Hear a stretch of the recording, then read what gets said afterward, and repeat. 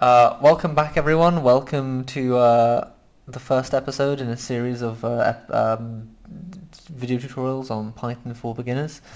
Yeah, so when you got Spider open, it's pretty easy to install. Just click download. You want to open a new file, and we're gonna lesson one. The first thing you want to do in Python is learn how to print "Hello World" to the terminal here. Have the text "Hello World" appear in the terminal. It's the first thing anyone does. Make sure the language works. So how you do that is you want to start by typing print, your print statement. You want to open parentheses. Because we're not in JavaScript land and we do things properly here, Python automatically closes the parentheses.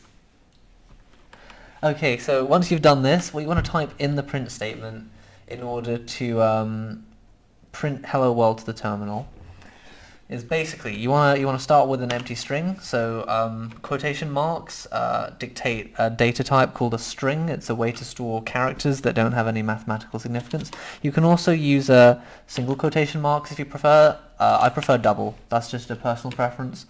Dot join. So here we're going to join various characters together. Okay. And then you want to call the map function. So the map function takes a function and a list that you are going to apply to each element in that list. We'll get to the list data type shortly. Okay, now we want to define our function that we're going to apply to each element of that list, which is lambda a. So a is our input variable.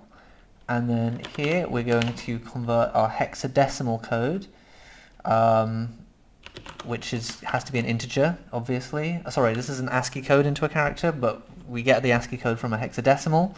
And to get that from the hexadecimal, you have to find the square root of the hexadecimal, to the 0.5. Okay, and then two more brackets in. You want to put a comma in there. And now, unfortunately, a functionality Python doesn't have is working with like characters. Like you can't type them in the text editor. You have to work with basically just numbers and memory values, etc. So in this case, we're just using hexadecimal to define our ASCII characters, which we're then going to print to the terminal. If you're experienced, you'll just know these off by heart. So that is OX2A40 for H, 0x27D9 for E, 0x2D90 for L. You want to do that twice, you can just copy and paste that. Okay. 0x3021 for O. And then you want to do 0x. Now you could do 400 here, but that's bad practice. Python likes things to be in powers of 2. So instead we're going to have 6 characters. That's not a power of 2, but it's a multiple of 2, which is not quite as good. But hey, that's the best I can do here. We could put extra zeros in actually to make it 8. I think I'm going to have to do that.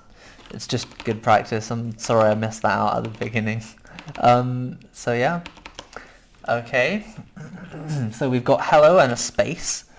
Next we want to do 0x3751. Oh, and I forgot the 2 zeros. Okay, that's W. Then we want to do 0x3021.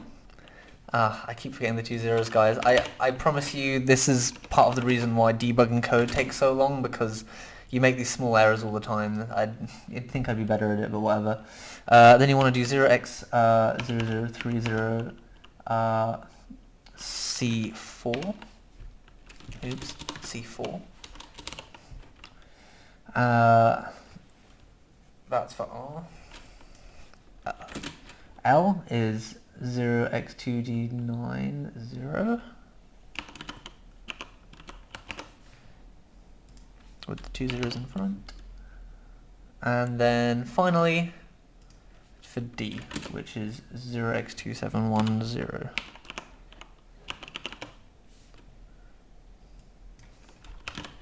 The 2 zeros in front. Okay, so yeah, this is how you print hello world in Python. If we run this, we will get hello world. It is slightly broken. I may need to go and debug this. But for a first try, if you get something that looks like this, don't feel too bad. The fact that it worked and didn't crash and printed something to the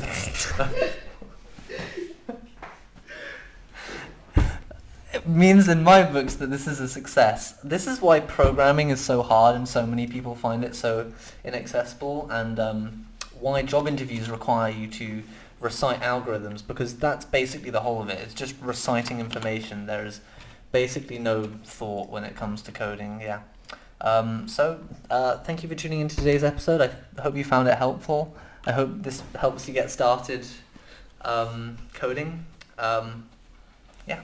Okay, sorry, after a little bit of debugging, I managed to fix it. We did get hello world in the end. I just typed in a few errors. So yeah, this is the process of debugging. You've got to just scan through your code digit by digit and think really hard about whether or not what you've written is correct. In my case, I'd written an incorrect number here. This was a 9. I've switched it to a 7. And here I had a 0 instead of a 2. So that's remedied. Now my code works properly. Yeah.